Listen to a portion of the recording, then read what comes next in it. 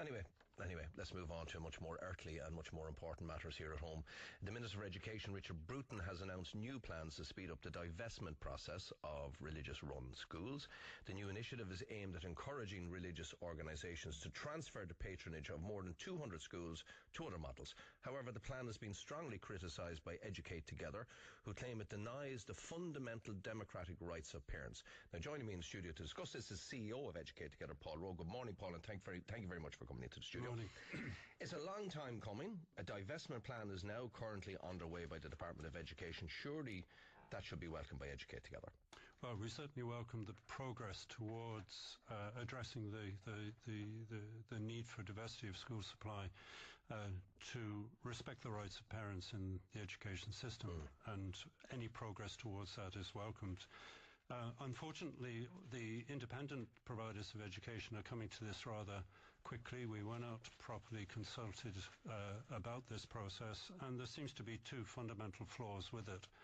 First of all, a provider is running the selection process of the survey. And the provider is? The ETBs, the Education Training Boards, are the leading provider of multi-denominational education at secondary level, are actually running the surveys. Now, this is rather like going to a selection board as a candidate and actually running the selection.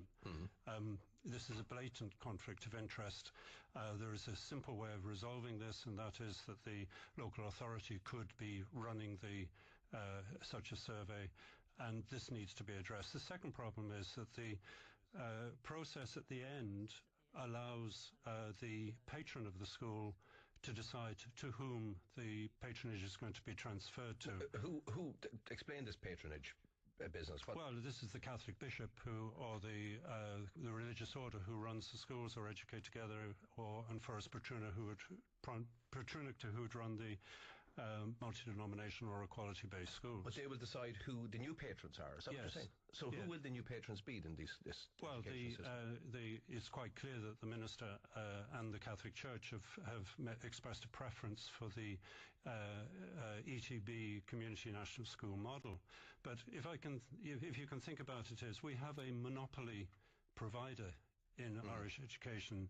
98% of all schools are religious schools, and it seems to be completely unacceptable that the monopoly provider is essentially deciding who their new competitors are going to be, and to be able to choose the most suitable candidate in that context. So you're saying that basically the old patronage will basically still have an influence over this new system?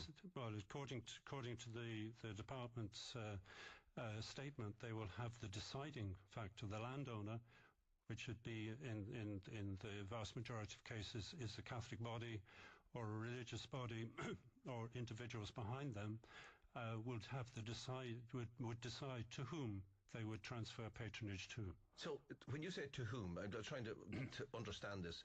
They will decide to hand over the patronage of school X to a group of a board of management that has come together from parents or other education professionals, is it? It would be typically the ETBs or Educate Together. And who appoints these ETBs? Sorry? Who appoints these ETBs? ETBs are a new, they evolved from the old vocational education committees, the rationalisation of them which took place. They are state bodies. And who are on those? Who are the people on those? Who's on those? The composition of the ETBs is a combination of elected representatives, elected people from the community, and appointees. What model would you like to see, Paul? What would be most acceptable to Educate Together?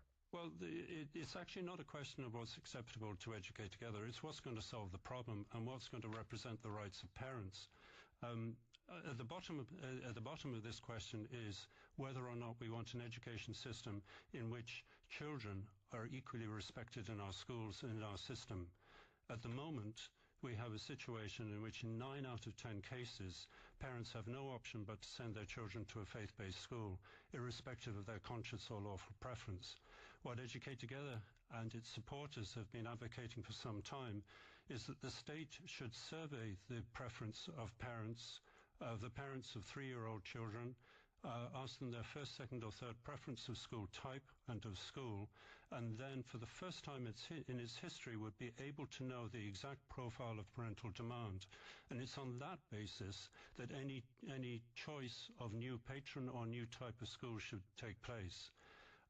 These type of systems are well established in other jurisdictions. This is not difficult. The amount of data concerned is quite trivial in modern times. There's only 70,000 new children entering our education system, and we only have around 3,200 schools.